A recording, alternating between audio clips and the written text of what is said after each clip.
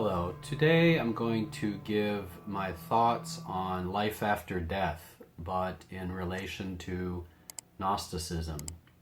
Based off the video title, you might be thinking that this is going to be something different than what I'm going to talk about. So I'm going to say this right away that this is not a discussion about the afterlife. I'm not even sure if I believe that that concept is real or true. I have several other videos that explain Gnosticism in depth. I'm not going to explain it here. Instead, I want to focus on what happens after we die. In my video, Thoughts on the Gnostic Prison, Black Mirror, USS Callister, there were a few discussions in the comments concerning life after death, or reincarnation and the divine spark. These were several different conversations, but it got me to thinking, and I decided, well, I'm going to kind of incorporate all of them into a kind of video response. As far as I can tell, the Gnostics believe in a binary kind of system. On one hand, it starts with what they call the Pleroma, which is the totality, and that is the real world. When I say that, what I mean is that we actually don't live in the real world. I'll get to that in a second. So the real world is perfection. Our souls, our divine sparks, are part of it. In Greek, Pleroma means fullness or completeness. Sometimes it's called the monad, or the one, or the bythos, I think they pronounce it. Maybe it's bythos, but it means the depth. The Gospel of Philip called it the root of the universe. And I think there's actually something to this, because in my early 20s, I studied the Kabbalah a lot, because if you're interested in ceremonial magic, then that is a topic you need to learn a lot about in order to do that. Well, for about 5 or so years, I was very into that, and I was trying to learn everything I could about not just ceremonial magic, but Kabbalah. And in the Kabbalah, they have the tree of life. It's called the Sephiroth. So like, it's an upside down tree. I'll show you an image of it on the screen here. And the root of the universe is at the top, what you might consider the monad. In Kabbalah, they call it Ein Sof. But Kabbalah is like a Jewish mysticism, and I do think these two traditions are closely related. You know, you could say that the Kabbalah is the kind of mystical side of Judaism, and you could say that Gnosticism is the kind of mystical side of Christianity. So in that way, they have a lot of similarities. I'm going to do a video at a later date about those similarities, because there are many. But in terms of this video, the Pleroma is incomprehensible. It's pure, it's holy, it's immaculate, ineffable, perfect in incorruptibility. Keeping that in mind, from this perfection, emanations occurred. These are called, in Gnosticism, the eons, and they represent dual aspects of the divine. And I almost see them as kind of a signal, or signals. If you have like a radio tower and the signals go off, that's kind of how I see this. And that's where the other half of this binary comes into play, because once the signal happens, one becomes two. The perfect realm casts a shadow, or you could call it an inferior copy. You could even say it's a clone in some ways. Or maybe not a clone, more like a Xerox copy, where this other binary, the dark part of it, whereas the Pleroma being the light part, it's a shadowy reflection of that perfection. And this is what we term the material world. I'm going to read a second from the Gospel of Truth. This world is the world of error, and it is the place of confusion. It is not the place of truth, but a shadow of the truth. It shows you that this shadow that we live in, this shadow of materiality, you could even say our flesh and bone and rocks and everything else, is an error. It's not real. It's not true. True in the sense of perfection. I'm not going to get into the pantheon of Gnosticism here. You can check out my other videos if you want to know more about that. But the demiurge trapped the divine sparks into the humans that he created. You could almost see us as like dolls without life, and then suddenly they have life because of the sparks. But these were done in 3 ways, and they call this the tripartite. The first is the hylic, and this comes from the word hyle, which means matter. Might be highly, but I think it's hyle. What that is it's focused on the material world and its pleasures. This is related to a person. No awareness of the spiritual.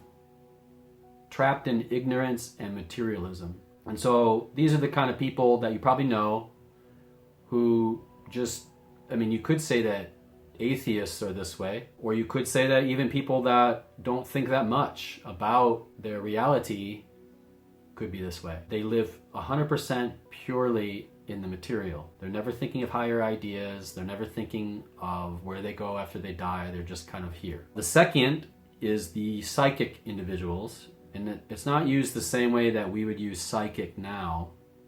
Psyche means soul, and these are people that possess a soul or are partly spiritually aware. They are still influenced by the material world, but they can be swayed either way.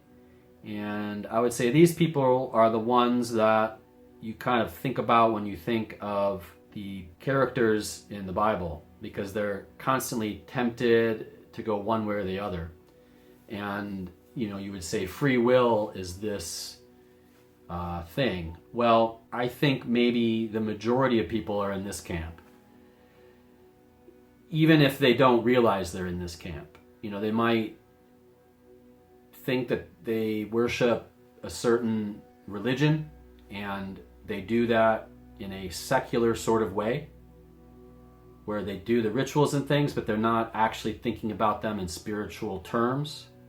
They're more like habits or traditions that are passed down from their parents. With that said, we all have the power to become more and more spiritually aware. I know just in my own life, it's been a constant, I don't want to say struggle, but a constant point of concentration. Something that I devote an enormous amount of my time into investigating. The last one is the pneumatic. I think that's how you say it. Usually when we do PN, it would be like pneumonia. But in this case, I'm pretty sure it's pronounced where you actually pronounce the P. And it comes from the word pneuma, which means spirit. And these are the people that are fully aware, not asleep at all. And the Gnostics saw them as almost predestined. They possess gnosis. A psychic person can gain gnosis, and maybe when I say gain gnosis, maybe that's not just one event, maybe that's a succession of events. You get more and more gnosis, more and more knowledge of the divine, but maybe there's a certain point where you kind of tip the scales and you do become fully aware, if you're lucky. And what I mean by that is maybe you die before then. And then other things happen. I'll get into that in a second. So in Sethian Gnosticism, which is a kind of sect of Gnosticism, there's this idea of the seeds of Seth. And they see these people as the chosen ones. Adam and Eve had 3 sons. They had Cain, they had Abel, and they had Seth. If you take these 3 sons and you apply them to this tripartite division, then Cain is the hylic. He is fully in the material world through his murder and jealousy. Abel is the psychic. He's the victim, but he strives toward a moral, spiritual value. And then Seth, he is one of the chosen people. Why have these 3 different things? Why do that? Well, I think it's an explanation for kind of spiritual evolution. So in Gnosticism, they don't really refer to it as reincarnation. I know when people use that word, they often think of the more Eastern system where you die if you did something bad, you come back as a lesser being. You have some kind of lesson you have to learn, some kind of suffering and struggle, so you can learn more, and then you can kind of evolve out of life. That is the Eastern way, but in Gnosticism it's a bit different. They call it the transmigration of souls across time. And if you think of the word migration, I think that's actually an interesting way to look at it, is you're almost leaving one place and going to another. But before you can do that, you have to prepare. Like any trip, you have to get ready, because what happens if you take a trip and you do no planning, you do no work? Usually the trip is a disaster. Well, in this case, the trip is revealing gnosis, discovering gnosis, and trying to do that within this lifetime. Because when you die, you're going to have to kind of start over. If you think about this in terms of like vibration, the hylic dwell in the material and they vibrate closest to the frequency of like the demiurge or the archons, which is like a frequency of misery and suffering and delusion and frustration, all the kind of negative qualities. The psychics may return until they transcend the physical. And by doing that, they have to up their vibration to get out of that kind of muck, that vibrational muck. I will admit it's not easy. Like everybody that's watching this video, I'm a person and I have physical needs, I have psychological needs, and those things are not always me. They're part of me, but they're not. In Gnosticism, they would say that the archons are interfering with my vision of the divine by putting these distractions in the way. And what I mean by distractions is, anything that kind of makes your life worse. You could say an addiction could be that. It could be, actually, when I was younger, my idea of spirituality was very different, because I thought you could just think about these things and you would still kind of get there. But the older I'm getting, the more I'm realizing how important the physiology of the body and the temple, let's say, is put into the right place and the right vibration. And often, if you're eating sugar every day or things like that, that's messing with your vibration. All these little things that are just, they seem inconsequential, but the more that I think about them, the more I'm like, I see them as impediments. Yeah, I think if you're the third category, I think you kind of break free from all this and this cycle of rebirth and the entrapment of the archons and the demiurge. I don't know if this third category, the seeds of Seth, let's call them, if they are able to break free of this world at the end of this lifetime, or if this is something that happens at the end of time itself. That is never really specified, and it's one of the flaws I've seen so far in the Gnostic outlook. Because, in Christianity, they talk about the end of days and things. They don't really talk about that, at least that I can find so far. If you've found something, you can comment in the comments and enlighten me.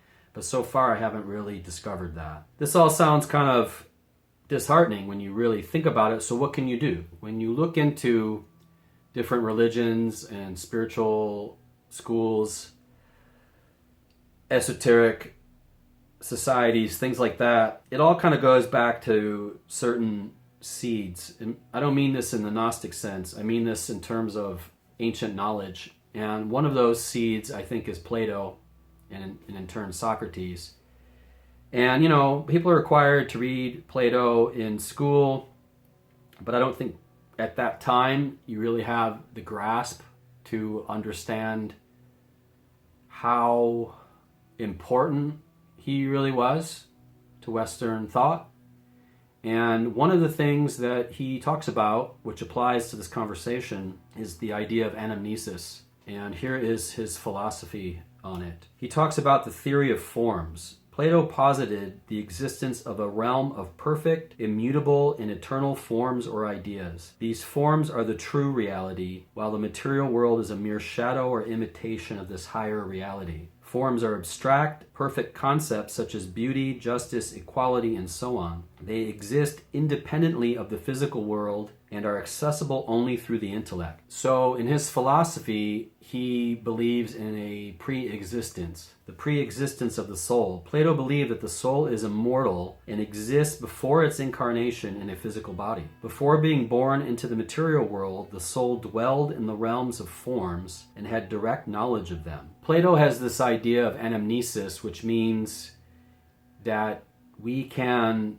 access our eternal selves. Knowledge as recollection. According to the theory of anamnesis, learning is not the acquisition of new knowledge, but the recollection of knowledge that the soul already possesses. The soul, having been exposed to the forms before birth, retains a latent memory of them. When individuals encounter objects or concepts in the material world, these experiences trigger the recollection of the forms. My takeaway from this, well, first of all, I should say that in his theory, his idea, he kind of saw teachers as midwives. People would bring the knowledge out. So like you wouldn't learn a language, you would remember a language. The form is already there somewhere, and you're just kind of retrieving them from your eternal self. Now, if you think of life that way, and we are in this sort of cruel joke of the world of misery and the Gnostic prison, we can remember our eternal selves. We just have to access it. And now, something that was mentioned in the comments is, how do you do this? And like, can you even remember this over the course of several lifetimes? Well, I personally think, this is just my own personal view, I think I have lived before, and I think that I have recovered knowledge from before. And I also think, just looking at the people that I know, my head is in a very different place than their head. And I'm not saying we're not all dealing with the same struggles, the struggles of being human. But, you know, I bring this topic up sometimes with people, and we're just not in the same place. And I think part of that is because maybe I have been here longer and I want to get out. So for me, it is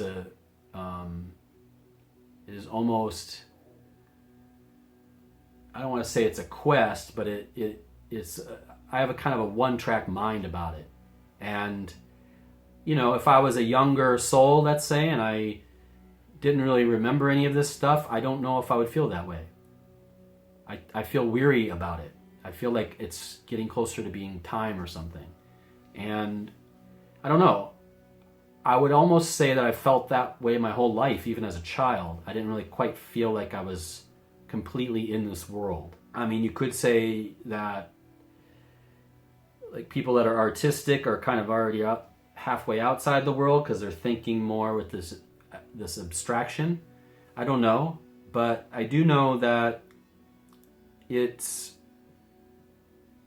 something that